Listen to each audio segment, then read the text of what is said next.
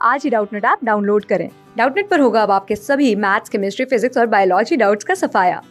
बस अपने क्वेश्चन की फोटो खींचो, उसे क्रॉप करो और तुरंत वीडियो सोल्यूशन पाओ। Download now. Hello everyone. The question says that what are retained earnings? So retained earnings क्या है?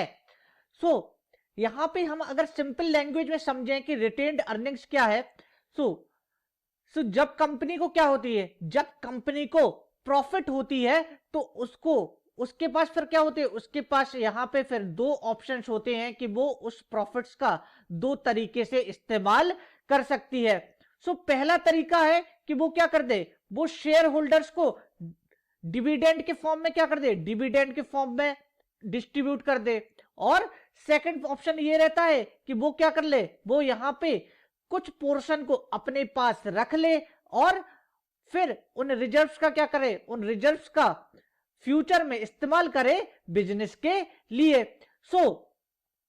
जो यहां पे क्या कर रहे हैं, जिन प्रॉफिट के हिस्से को हम अपने पास रख रहे हैं ताकि हम फ्यूचर में उसका यूज कर सके, उसको हम क्या बोलते हैं, उसको हम रिटेन्ड अर्निंग्स बोलते हैं। ये है सिंपल लैंग्वेज में रिटेन्ड अर्निंग्स का मतलब।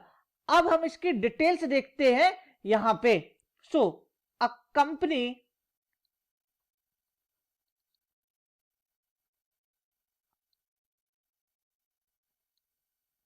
generally does not distribute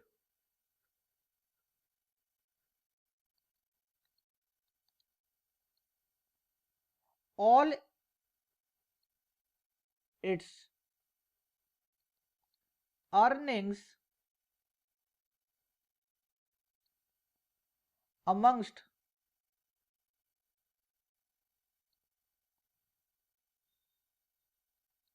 the shareholders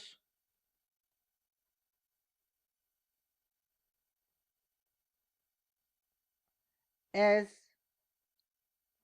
dividends.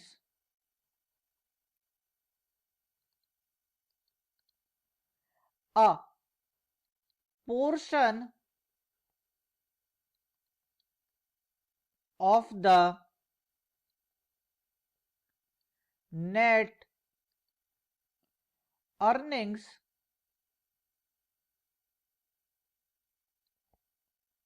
may be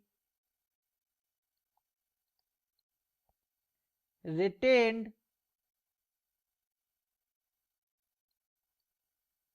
in the business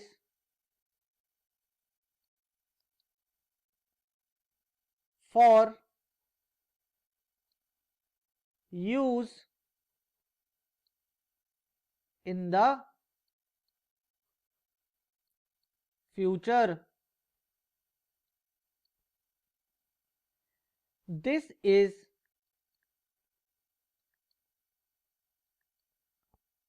known as retained earnings. A company generally does not distribute all its earning amongst the shareholders as dividend. जो company होती है वो अक्सर अपनी सारी earnings को dividend के रूप में शेयर होल्डर्स को डिस्ट्रीब्यूट नहीं करती है। अ portion of the net earnings may be retained in the business for use in the future. यहां पे नेट अर्निंग्स में से क्या किया जाता है, नेट अर्निंग में से कुछ पोर्शन को यहां पे जो बिजनेस फर्म्स होती हैं वो अपने पास क्या कर लेती हैं, उसको रिटेन कर लेती हैं ताकि उसका क्या कर सके, ताकि उसका फ्यूचर में बिजनेस के लिए उपयोग कर सके। This is known as retained earnings और उसको ही बोला जाता है retained earnings. It is a source of internal financing और सेल्फ फाइनेंसिंग और plugging back of profits. So ये क्या है, ये एक इंटरनल सोर्स है फिनेंस का, क्योंकि क्या कर रहे हैं यहां पे हमारा जो खुद का प्रॉफिट था उसको ही इस्तेमाल कर रहे हैं हम यहाँ पे फ्यूचर में हम उसका ही क्या कर रहे हैं, उसका ही हम इस्तेमाल कर रहे हैं। तो ये क्या है, ये एक इंटरनल सोर्स है फाइनेंस का, और इसको हम सेल्फ फाइनेंसिंग भी बोलते हैं, क्योंकि इसको क्या कर रहे हैं हम खुद से ही अपना पैसा फिर से हम री इन्वेस्ट कर रहे हैं। सो इसको हम सेल्फ फाइनेंसिंग भी बोलते हैं। और साथ ही साथ प्लगिंग बैक ऑफ प्रॉफिट्स भी इसको बोला जाता है, क्योंकि जो प्रॉफिट्स हमें यहां पे अर्न हुए हैं उसको ही क्या कर रहे हैं, उसको ही हम अपने पास रख रहे हैं, तो इसलिए इसको प्लगिंग बैक ऑफ प्रॉफिट्स भी बोला जाता है। So the profit available for plugging back in an organisation depend on many factors. So अगर यहां पे बात करें कि प्लगिंग बैक का जो प्रॉफिट है वो बहुत सारे फैक्टर्स पर क्या होता है, वो बहुत सारे फैक्टर्स पर डिपेंड करता है। सो वो फैक्टर्स कौन से हैं, पहला फैक्टर है नेट प्रॉफिट। सो यहां पे सबसे पहले फैक्टर क्या है, सबसे पहला फैक्टर है net profit. So net profit पे डिपेंड करता है कि हमें कितना पोर्शन अपने पास रखना है और कितने पोर्शन को हमें क्या करना है, डिविडेंड के फॉर्म में यहां पे शेयर होल्डर को डिस्ट्रीब्यूट करना है। सो ये नेट अर्निंग्स पर डिपेंड करता है। सो पहला फैक्टर तो हो गया नेट अर्निंग्स। दूसरा फैक्टर है डिविडेंड पॉलिसी। तो डिविडेंड पॉलिसी यहां पे बताती है कि डिविडेंड पॉलिसी में क्या दिया होता है कि हमें कब शेयर होल्डर्स को डिविडेंड देना है, कितना पोर्शन हमें डिविडेंड में देना है। तो डिविडेंड पॉलिसी में जो चीज मेंशन होती है उसके हिसाब से भी यहां पे डिपेंड करता है कि कितनी रिटेन्ड अर्निंग होगी, क्योंकि अगर डिविडेंड पॉलिसी है कि हमें ज्यादा डिविडेंड हमें डिस्ट्रीब्यूट करना है तो रिटेन्ड अर्निंग्स हमारे पास कम होगी, और अगर यहां पे डिविडेंड पॉलिसी में है कि हमें कम डिविडेंड देना है तो यहां पे हम क्या करेंगे, हम ज्यादा रिटेन्ड अर्निंग्स को अपने पास रख लेते हैं। तो दूसरा फैक्टर है डिविडेंड पॉलिसी, जिसपे क्या होता है, जिसपे जो ये प्लगिंग बैक प्रॉफिट रहता है वो क्या होता है, वो डिपेंड करता है। तीसरी होती है यहां पे ऑर्गेनाइजेशन की एज।